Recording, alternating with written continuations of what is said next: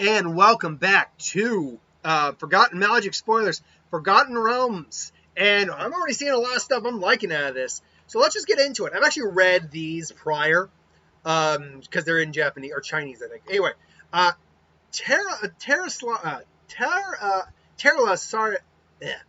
Lasara, Moon Dancer. 1 white, 1 green, 2/2. It's a legendary creature. It has basically, it's a Johnny's Pride mate, but buffed. Not only does it get a +1 counter when you gain a life, but you also scry one when that happens. So that basically makes it a better Johnny's Pride mate, with the exception that it is 2 colors as opposed to the 1. Still a great card. If you're going to like him, you're going to use it. Brave Slinger. It's a bard, Tefling bard. 2/3 for 1 red, 2 of any color. Basically, it's got like a bard's ability. What's it called again? Bard something. At the beginning of combat turn, target creature you control gets +1/+0 until the end of turn. So the thing is, a lot of these cards, let's see if we can find a couple examples of these real quick. A lot of these cards I'm noticing just have standard abilities. Like, there you go. Like Rejuvenation. It's just when this flank card dies, exile. If you do, exile top card of your library. Till the end of the next turn, you may play 1 card from those. Or, smash the chest or pry it open. It's just module effects. But it's basically an effect, but they're just adding the D&D components to it, which I think is really cool. As for this card, actually, it's not too bad. You're pumping up creatures regardless, and it's a 2/3 for 3. That's usable. I always forget how to pronounce this damn thing, but Tarske. 10/10, mythic rare dinosaur, 3 green, 6 of any color, for, like I said, for a 10/10. Oh god, it's got ward at 10. If you cast it, if it was cast, it has haste and ward 10.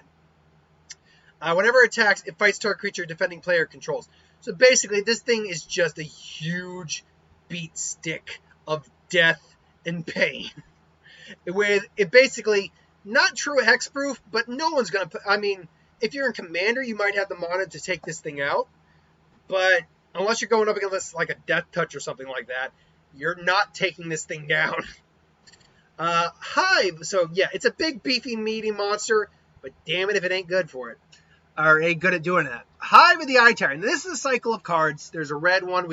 It's the Bugbear one we saw a preview of. There's a white one we'll get to later. There's a blue one, which actually is right up here. And there's a green one, which I don't think we've seen yet. But the Hive of the Eye Tyrant is a land rare, obviously. Taps for black. If you control 2 or more land, it enters the battlefield tapped. So basically, it's one of those lands that enters untapped if you control less lands. Better at having it at the early game.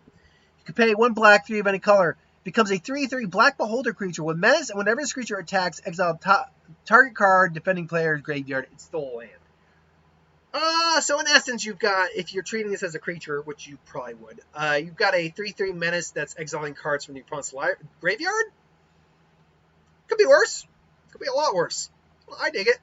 Hall of the Storm Giant, same thing, except it makes I believe it's a 7/7 giant. Okay, that's the alternate art card that you'll get in like the collector. 7/7 would ward 3. There you go. Yeah, so yeah, I like that one a bit better. It's also, I believe, a bit cheaper, if I'm not mistaken. I mean, it's a bit cheaper for what you're getting out of it. 6 versus 4 for a 7/7. It's twice the power with ward 3. So yeah, I do like it a bit more. Or's Hibbo, or Owlbear. Yay! It's a bird bear. 2 green, 3 mana cover for a 4/4 with trample, and I believe it's got something called an ability that's actually going to keep keen senses. Enters the battlefield, draw a card. So again, it's not really that these are all keywords. It's more that they're abilities that these creatures have in the game of D&D. So they're just translating the ability of the name over. But yeah, it's honestly, it's a 4/4 with trample, and you draw a card. Yeah. For 5, that's playable. I like that. Minion of the Mighty, new Cobalt. Yeah. 0/1 for 1 red, menace. Whenever this creature attacks, if you attack, now Pack Tactics is actually a wider mechanic. It is actually a mechanic in the set. Attacked with a creature's total power 6 or greater, you may put a dragon creature card from your hand onto the battlefield tapped and attacking, which actually isn't that difficult to do. Like, look, let's just say Owlbear and this guy. That's 4 right there. all you need is to pump it once, or get another creature on the field. Like hell, the Brave Slinger makes that far more doable. So actually, this really isn't that bad, and it's cheap, so I don't mind it. Sphere of Annihilation, 1 black, X, artifact, rare. Enters the battlefield, put X void counters on it. At the beginning of your upkeep, exile Sphere of Annihilation. All creatures and planeswalkers with mana value less than or equal to the number of void counters on it, and all creatures and planeswalkers in graveyards with the same. So basically, you are annihilating pretty much everything minus the hands. Excuse me 1 second. It is hot. We got a heat wave going on again. You're annihilating everything on the field and out of the field except for the hand in the library itself, which still is like, yeah, this is a late game bomb, 100%. Yeah, 100% is a late game bomb because it's going to get past hexproof, it's going to get past indestructible, it's going to get past pretty much everything. So they need to answer that immediately, or that's a big board wipe. Xanathar, Guild Kingpin. 1 black, 1 blue, 4 of any color for a 5/6 Beholder, legendary creature. God almighty, that thing's ugly. At the beginning of your upkeep, choose target opponent. Till end of turn, that player can't cast spells. You may look at the top card of their library anytime, and you may play a top card of their library, and you may spend mana as though it were mana of any color to cast it. So in essence, during your turn, they can't cast spells, so they can't do any counters, they can't do any jumps, pops, kills, whatever. Not only that, you're able to keep playing the cards off the top of their library, provided you just have mana to spend, because you can spend mana like anything. You can even take their mana, take the lands. Imagine for a sec, picture, if you will, that they just have nothing but lands, and you have things that let you play multiple lands. Well, then you can definitely do some shenanigans there, can't you? I mean, seriously, what the hell? And then if you got, the creatures, you can take their best creatures, take their best spells. This is something that needs to be answered immediately. So, yeah, I like this guy. He's got good stats, too, for 6. 5/6 is great. Purple Worm, all in my brain. 2 green, 5 any color for 8/7 worm. Spell cost 2 less to cast if a creature died this turn. In essence, as morbid, which means really, and it's not hard to do. It didn't say non-creature token, so a token will do just fine. In essence, you're actually casting it for 5, and an 8/7 would ward 2 for 5 mana. That's no joke. That's a big boy that you can get out cheap. And I'm digging it. I dig it, man. I dig it. Den of the Bugbear. If you control 2 or... This is one that got spoiled a while back. If you control 2 more or other lands, Den of the Bugbear enters the battlefield tapped. Pay red. This time you can make a 3/2 Goblin creature token. Shame Bugbear doesn't get to be a creature type. When this creature attacks, create a 1/1 red and green Goblin creature token tapped and attacking. Alright, I mean, it's good for the Goblin deck. Certainly is. You're getting 2 bodies out of it. Yeah, I think I like it more than, say, like the Beholder. I mean, I actually don't hate any of them. I like it more than, say, maybe the Beholder one, because you're getting more bodies. I don't like as much of the Giant, because the Giant's huge. But still a good one. Mimic, tap and sacrifice this card, add 1 mana of any color, or pay 2. It becomes a artifact creature with a base power 3/3 shapeshifter. It's a Mimic. It's also, I think, relatively cheap, too, if I'm not mistaken. Yeah, 2 mana. That's not bad. Charmed Sleep. 2 blue, 1 of any color. Enchantment Aura enters the battlefield, tap and change the creature. We've seen this ability before. It's fine. Ice, I love just the name of it. Icing Death Frost Tyrant. Now, we learned actually one of the articles that there are 5 planeswalkers in this set. It's because this is basically supplemented the core set. So it makes sense that there would be 5 planeswalkers, probably 1 of each color. We've already seen the black and the green one. We now need red, white, and blue. But there's also 5 mythic dragons as well. But Ice Death Frost Tyrant, 4/3 for a legendary dragon, white, for 2 blue and 2/2, or 2 blue and 2, 2 white and 2. Mythic, Flying and Vigilance. When it dies, create Ice Death Frost Tongue, a legendary white equipment artifact token with equipped creature gets +2/+0. Whenever equipped creature attacks, tap target creature defending player controls and equip for 2. I like it. It's cheap. It's affordable. It replaces itself when it dies. That's all you want in a card, man. So it's a good card. I like it. Flame Skull. I didn't actually read Flame Skull in its entirely, but 2 red, 1 of any color for a flying creature, a skeleton that can't block, 3/1 with Rejuvenation. When it dies, exile it. If you do, exile top card of your library. Until the end of turn, next turn, you may cast that onto those cards. Okay. Oh, I see. So you may either cast the Flame Skull again, or you can cast the card that you accept. Gives you options, as long as you got the mana. I don't see it's that bad. It's all right. Circle of Dreams Druid. 3 green for an Elf Druid, 2/1. Add 1 green mana for each green creature you control. Short, sweet, to the point. If you need ramp, there you go. Then we have Plundering Barbarian. 1 green, 1 red, 2 of any color for a 2/2. Dwarf Barbarian, choose 1, smash the chest, destroy target artifact, pry it open, get a treasure token. We're seeing this a lot in red when it comes to these cards. It's a perfectly adequate card too. You get a body for 3, and you get to either destroy artifact or get some mana. I think that's perfectly acceptable. You see a guard approach. Do you distract the guard or do you hide? If you distract the guard, you tap a creature. If you hide, a creature gets hexproof till the end of turn. It's an instant for 1, blue. Again, honestly, perfectly usable. Not anything that's too not anything that's not terrible. Cave of the Frost Dragon. Same effect as the other ones, except this time you're making a 3/4 dragon creature with flying. You're making it for 5/2. I'll admit the evasion's nice, but I don't know if it's worth it. You come to a river. 1 blue, 1 of any color. Do you fight the current or find a crossing? If you fight the current, return target creature non-landing permanent to its owner's hand. Find a crossing. Target creature gets +1/+0 until the end of turn, and you can't be blocked. That's that's pretty rare in blue to get a pump spell. That's very interesting to actually see a pump spell in blue. So that's interesting. Again, it's one of those cards that for 2 mana, both are acceptable. Treasure Chest. This one I like because you actually got to use a D20. 3 of any color. You can pay 4, sacrifice Treasure Chest, and roll a D20. If you roll 1, basically trapped, you lose 3 life. Basically, you crit, basically. 2 to 9, you gain 5 treasure tokens. 10 to 19, you gain 3 life and draw 3 cards. And D20, nat 20, search your library for a card. If it's an artifact, you may put it onto the battlefield. Otherwise, put that card into your hand and shuffle it. So, in essence, I mean, look, it's a 1 in 20 shot, you'll crit, but let's be honest, there's plenty of us who have better than 1 in 20 odds when it comes to that.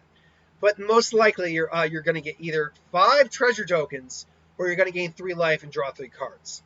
Very rarely are you probably going to get 1 or 20, because it's a 1 in 20 shot on both sides. For 4 mana, look, for 4 mana, you can get 5 life, 5 mana that you can use at any time. And just hold on to that. Or you can gain 3 life and draw 3 cards. Honestly, I love this card. I could see you running multiple copies of this, no problem. So yeah, I'm down for it. Given the foil, I'm wondering if this is the Buy a Box promo. The Black Staff of Waterdeep is a legendary artifact. You may choose not to untap the Black Staff of Waterdeep during your untap step. Animate a walking structure or statue. Pay 1 blue, 1 of any color, tap it. Another target non-artifact creature, non-token artifact you control becomes a 4/4 artifact creature for as long as this card remains tapped. Only activate this as a sorcery. So in essence, you play it for 1, you pay 2, you get a 4/4 for 2. It could be worse. It's not the best, but it could be worse. You hear something on watch. Do you choose to rouse the party or set off traps? Creatures you control get +1/+1 until the end of turn if you rouse the party.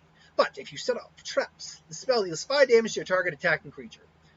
Again, this is a good combat trick either way. You can pump your field if you need to. So, swing in for a bit of a mass damage kind of thing. Or, you're going to deal a serious amount of damage to the attacking creature. Either way, it's a good card. Dawnbringer Cleric. 1 white, 1 of any color. For a human cleric who enters the battlefield. When he does, choose 1. Cure wounds. Dispel magic. Or gentle repose. If you cure wounds, you gain 2 life. If you dispel magic, destroy target enchantment. And gentle repose, you exile a card from target graveyard. Is a 1/3 for 2. Again, it's a good rate. You get options. I like the fact you give options. A lot of these cards are giving options. Great. Options are great, and these options aren't bad. It's all circumstantial, although 2 life is just, as is. But still, it's got a decent little, don't get me wrong. 4 is kind of the standard now for butts, but 3 is still a butt to sniff at. Just figure that's saying out.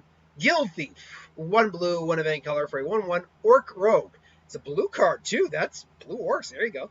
When it deals combat damage to a player, put a +1 counter on it. Cunning action. You may pay 1 blue, 3 of any color. This card can't be blocked this turn. So basically, actually, as long as you've got the 4 mana, you've now got a time clock on your hands with this card, because it'll just keep getting bigger and bigger and bigger and bigger and bigger. I mean, yeah, it's only about +1 counters, but then when you factor in combat tricks, like you hear something on watch, or you come at a river, that stacks up quick. So that might be a card that needs to be answered pretty quick. Devour Intellect. 1 black, sorcery, common. Target opponent discards a card. If mana spent from a treasure was spent to cast this card, instead, the player reveals their hand, you choose a non-land card from it, and then that player discards a card. Either way, they discard a card, but, hey, if you got treasure, you can make them choose. That's not bad. Gelatinous Cube. 2 black, 2 of any color. For a 4/3, use. Engulf. It enters the battlefield, exile target non-used creature and opponent controls until Gelatinous Cube leaves the battlefield. Or you can just, and then you can just dissolve it. Pay X in black.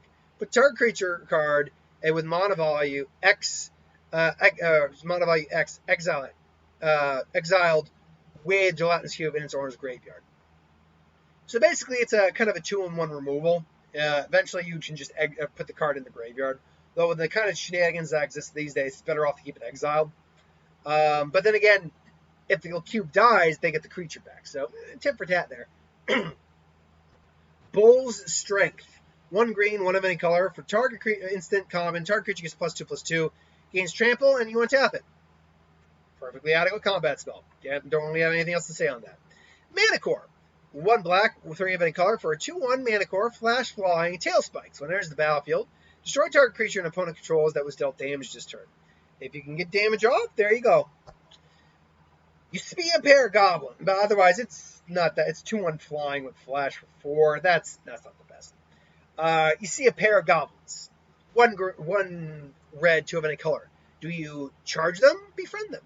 If you befriend them, you make 2 red goblin creature tokens for, 3 mana. Otherwise, if you charge them, creatures you control gets +2/+0 until the end of turn. Either one is nothing to sniff at. A 3 mana, though, I mean, you'll get 2 bodies, but at 3 mana, you're probably playing better things, like, for instance, Treasure Chest. Honestly, I think Treasure Chest is a little better. Choose your weapon. Do you choose 2-weapon fighting or archery? For 1 green mana and 2 of any color, if you choose 2-weapon fighting, double target creature's power and toughness until the end of turn. If you choose archery, deal 5 damage to a creature with flying. Nice little combat trick. The doubling the power thing I'm noticing more and more. And it's not bad. We've still got a couple cards left to go. Oh god. Grizilax. Illithid Scholar. 2 blue, 1 of any color. 3/2. Horror. Legendary creature. Rare. Whenever a creature you control becomes blocked, you may return it to the owner's hand. Whenever 1 or more creatures you control deal combat damage to a player, you draw a card. I mean, it's fine. I mean, it's actually an easy way to both save your creature and keep your field pretty bare. So you got to be careful with the blocking thing. I don't know. I like the fact it's he's almost like just molesting his head. Just you study so hard. How delicious. But I don't know. That's all right. 50 feet of rope. What do you need the stupid rope for? The little boondock say there. 50 feet of rope, 1 of any color, or an artifact uncommon. Climb over, tie up, or rope down. If you climb over, tap target wall, or target wall can't block if you tap this card. Pay 3 and tap, target creature doesn't untap during its own opponent's next untap step. And rope down, pay 4, tap, venture into the dungeon, activate only as a sorcery. So there's your dungeon crawling there. It's okay. Not great, but it's okay. Orb of Dragon kind. 1 red, 1 of any color. Pay 1, tap, and add 2 mana of any combination of colors. Spend this amount, only cast dragon spells or activate dragon abilities. You can pay 1 red, tap, sacrifice this card. Look at the top 7 cards of your library. You may reveal a library. You may reveal a dragon card from among them and put it into your hand and put the rest on the bottom in any random order. You're searching out dragons, that's not bad. That's about all I can really say on that. Werewolf Pack Leader, 2 green for a 3/3 human werewolf, rare. Pack Tactics. When this card attacks, if you attack with creatures with a total power of 6 or greater, draw a card. You may pay 3 and 1 green until the end of turn. This card becomes a 5/3 with trample and isn't human.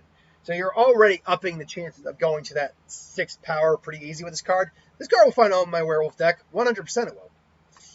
So we have not seen all the art, and this is honestly, even at just 3/3 for 2, it's a good card.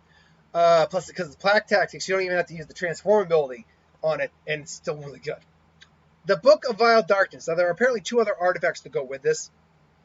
But the Book of Vile Darkness is 3 black for a mythic rare legendary artifact.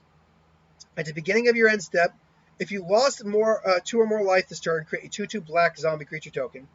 Tap this card, exile it, and artifacts you control named Eye of Vecna and Hand of Vecna. Create Vecna, a legendary 8/8 black zombie god creature token with Indestructible. Gains all trigger abilities and of the exile card. So it would gain this ability plus whatever the other 2 are. That's kind of busted. Kind of busted a little bit. But only to a certain degree. Like, that's the thing. It does make your opponent need to kill you faster because you're going to start getting bodies.